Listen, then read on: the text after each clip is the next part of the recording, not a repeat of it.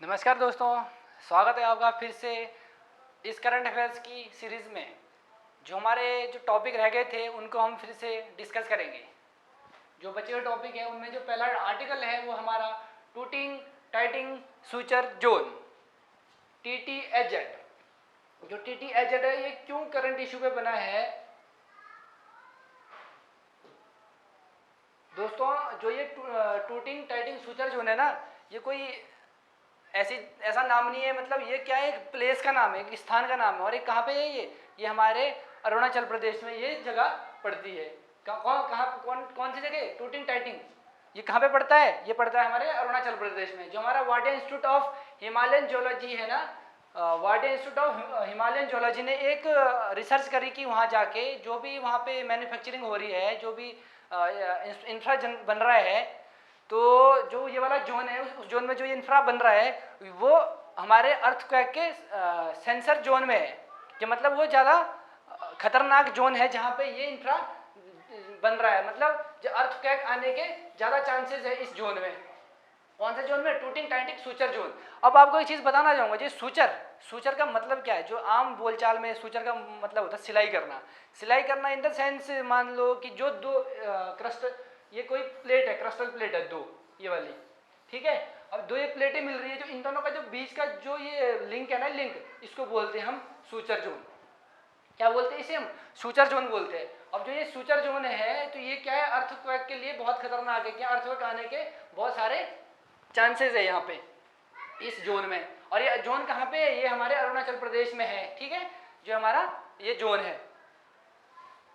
अब आपको बता दें इसका इंपॉर्टेंस क्यों है। जो मतलब हमारा the parts has gained importance due to growing need of constructing roads and hydro power project जो हमारे इस एरिया में बन रहे हैं ना। कौन कौन से जो रोड बन रही है, हाइड्रो पावर बन रहे हैं इस जोन में, बहुत सारे हाइड्रो पावर और जो हमारे रोड्स वगैरह इसमें डेवलप हो रही है। चाइना बॉर्डर में भी है। तो इन्होंने कहा है, जो इंस्टीट्यूट वालों ने कहा है, हमारा Wadia institute of Himalayan geology ने कहा है कि भाई ये बहुत खतरनाक जोन है भूकंप के नज़रिए से। यहाँ पे अर्थक्वेक आने के बहुत ज़्यादा चांसेस है। और ये कौन से? 5वीं कैटेगरी में, रेड जोन में है। जो अर्थक्वेक के जोन में वाइज डिवाइड किया गया है भारत को, उसमें 5वें जोन में, 5th जोन में ये बिलोंग करता है। कौन? जो हमारा अरुणाचल प्रदेश है। इसलिए ये खतरनाक है। अब इसका सिग्निफिकेंस क्या है स्टडी का? This details assessment of seismicity in this region will be helpful for planning any large scale construction in the region future and so also improve earthquake। जो मतलब इसका जो मेन मकसद है, इसका मतलब मकसद यही है कि जो हमारे फ्यूचर प्लानिंग होगी इस एरिया में, कि हम उसको सोच समझ के करें, कि मतलब बेफालतू में हम वहाँ पे इन्वेस्टमेंट ना करें जिस जोन में यहाँ, क्योंकि यहाँ पे भूकंप आने के चांसेस बहुत ज़्यादा है। क्योंकि ये रेड जोन में बिलोंग करता है। ये देख रहे हो आप, ये वाला जो एरिया है, जो ये वाला एरिया है पूर्वांचल, जो पूर्व की जो हमारी इस तरह से ये डिवाइड है ना, ये जो हमारा जो पूर्व का पार्ट है, तो हिमालय इस तरह से यूं, जो ये वाला जोन है ना, ये वाला जोन, ये बहुत ज़्यादा वो है, सेंसिटिव जोन है। ये बहुत ज़्यादा सेंसिटिव जोन है अर्थक्वेक के लिए। इसलिए जो इस इंस्टीट्यूट ने कहा है कि भाई यहाँ तुम ज़्यादा प्लानिंग मत करो, कोई भी इंफ्रा डेवलप मत करो, क्योंकि ये अर्थक्वेक आने के चांसेस यहाँ पे बहुत ज़्यादा है, ठीक है। तो इसने यही कहा। आप देखो रेड जोन में, जोन 5 में है ये वाला रीजन। कौन सा? ये वाला रीजन। इसलिए इन्होंने ये बताया। अब टूटिंग टाइटिंग सूचर जोन आपको मैंने बता दिया। अब देखो जो ये टूटिंग टाइटिंग सूचर जोन है, कौन सी डिसकंटिन्यूटी के बीच में है? ये हमारा मोह डिसकंटिन्यूटी के में ये बिलोंग करता है। अब देखो डिसकंटिन्यूटी होती क्या है? अब वो ज्योग्राफी से रिलेटेड एक इशू है। डिसकंटिन्यूटी होती है, मान लो ये क्रस्ट है और ये मेंटल है, ये क्रस्ट है और ये मेंटल है। अब देखो जो क्रस्ट की जो खासियत है, जो उसकी फीचर है, फिजिकल फीचर, यहाँ की जो डेंसिटी है और यहाँ की डेंसिटी अलग अलग होगी। जो यहाँ पे जो मटेरियल यहाँ जो पाया जाएगा वो मटेरियल यहाँ नहीं पाया जाएगा। तो अलग अलग जो इन दोनों का जो बीच का जो जोन होगा ना, इन दोनों का जो बीच का जोन होगा, जो ये वाली लाइन है, ये वाली लाइन, इसको बोलते हैं हम डिसकंटिन्यूटी, जहाँ पे फिजिकल फीचर चेंज होते हैं अर्थ के, ठीक है। जैसे क्रस्ट और मेंटल के बीच में क्या है, इनके क्या होते हैं, फिजिकल फीचर चेंज होते हैं, तो उसको बोलते हैं हम डिसकंटिन्यूटी, ओके। तो जो अब देखो ये डिसकंटिन्यूटी भी अलग अलग टाइप की है। देखो जिन वैज्ञानिकों ने, जिन साइंटिस्ट ने, ये जियोलॉजिस्ट ने ये रिसर्च करा, उन्होंने अपने नाम से इस डिसकंटिन्यूटी को नाम दे दिया। जैसे कौन कौन से? मोहरोविक और ये पहला है हमारा कोनोरोड, मोहरोविक, फिर रैपिटी, फिर हमारा गुटनबर्ग, फिर लेहमन। इसको हम देखो एक न्यूमोनिक्स है, न्यूमोनिक्स के नाम से भी मतलब एग्जाम के लिए बहुत एग्जाम ओरिएंटेड बहुत ज़्यादा है ये। कैसे? जो सबसे पहले हमारी डिसकंटिन्यूटी है वो है हमारी कोनोरोड, फिर है हमारा मोरोविक, फिर है हमारा रेपिटी, ठीक है, फिर है हमारा गुटेनबर्ग, फिर है हमारा लेहमन।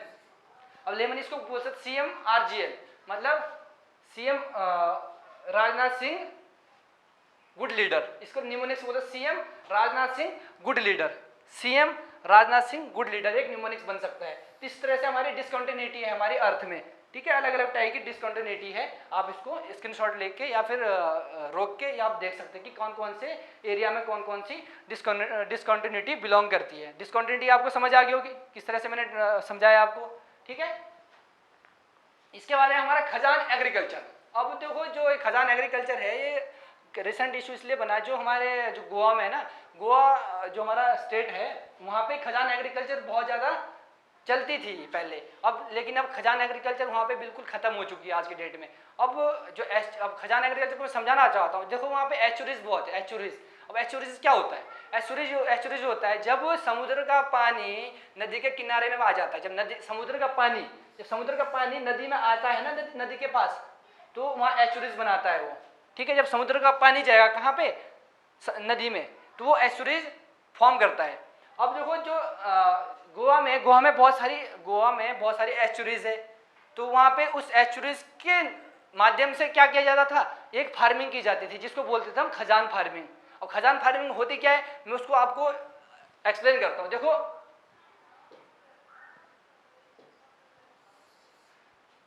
जो हमारी खजान फार्मिंग है ना, अब मान लो ये हमारा पैडी फील्ड है, ये हमारे पैडी फील्ड है, ये पैडी फील्ड है, और ये हमारा रिवर है, ये पानी है, ये वाला ये पानी है। अब देखो कभी ज़्यादा बाढ़ आ गई या फिर ज़्यादा पानी का फ्लो ज़्यादा हो गया तो क्या होता था, ये पानी सीधा कहाँ जाता था, ये एस्चुरीज के माध्यम से सीधे हमारे पैडी फील्ड में चला जाता था, जिससे हमारी क्या होती थी, फार्मिंग नुकसान होता था, हमारे जो अनाज के खेत है वो उनको नुकसान पहुँचता था।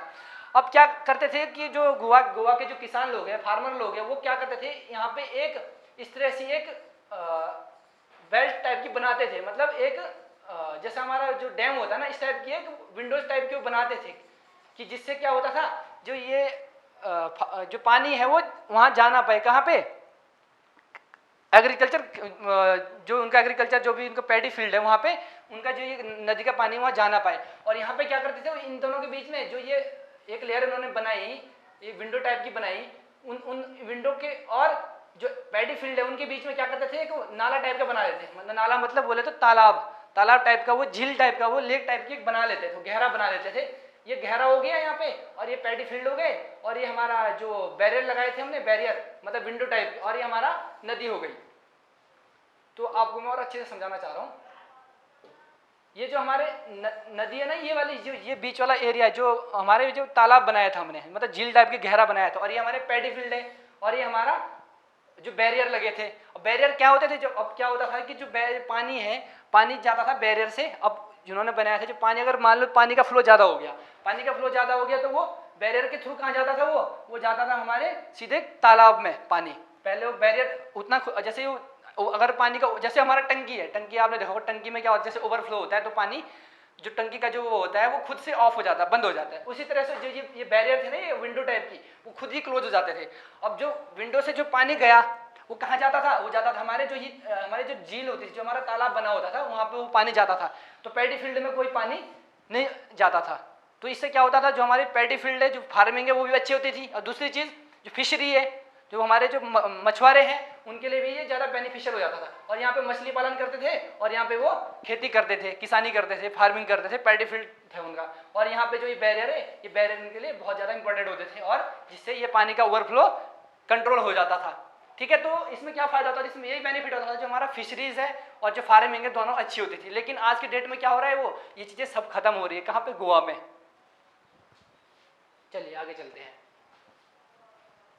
अब है हमारा alliance to end plastic waste. Alliance to end plastic waste क्यों इशू है, जो alliance to end plastic waste has planted to invest कितना, $70 मिलियन इन्होंने इन्वेस्ट करा है इंडिया में प्लास्टिक वेस्ट को कम करने के लिए। जो अलायंस बना है एंड प्लास्टिक वेस्ट का, इन्होंने $70 मिलियन से $100 मिलियन के बीच में इन्वेस्ट करा है इंडिया में कि प्लास्टिक वेस्ट को कैसे खत्म किया जाए। और इसका फॉर्मेशन किसने कब हुआ है? इसका फॉर्मेशन हुआ 2019 में। और किसने किया? ये एक इंटरनेशनल नॉन प्रॉफिट ऑर्गेनाइजेशन है सिंगापुर में। उन्होंने इतना इन्वेस्टमेंट करा है इंडिया में, किसके लिए? जो हमारा प्लास्टिक वेस्ट को इरिडिकेट करना, ठीक है। उन्होंने ये अलायंस गठित किया। इसका पर्पस क्या है? It works with government, environmental and economic development NGOs and communities around the world to address the challenge and to end plastic waste in the environmental. इनका यही है कि जो हमारे जो गवर्नमेंट है और economic and environmental and economic development NGOs है और कम्युनिटीज है, इन्होंने ये अलायंस चलाया है कि जो जितने वर्ल्ड में जो भी चैलेंज है प्लास्टिक से रिलेटेड उनको कैसे खत्म किया, जो भी प्लास्टिक वेस्ट के जो भी इशू है उन्हें कैसे खत्म किया जाए। इन्होंने किन ने बनाया? ये गवर्नमेंट ने और environmental and economic development NGOs और कम्युनिटी ने ये अलायंस गठित किया।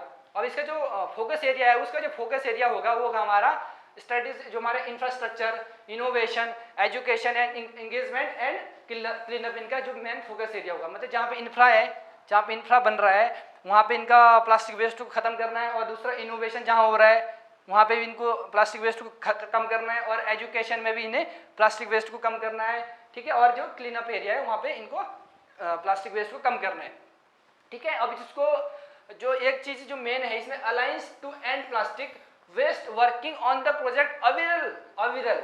जो अविरल प्रोजेक्ट चल रहा है ना इंडिया में, वो इसी से रिलेटेड है। इन्होंने ही अविरल प्रोजेक्ट को जारी किया है। किसने?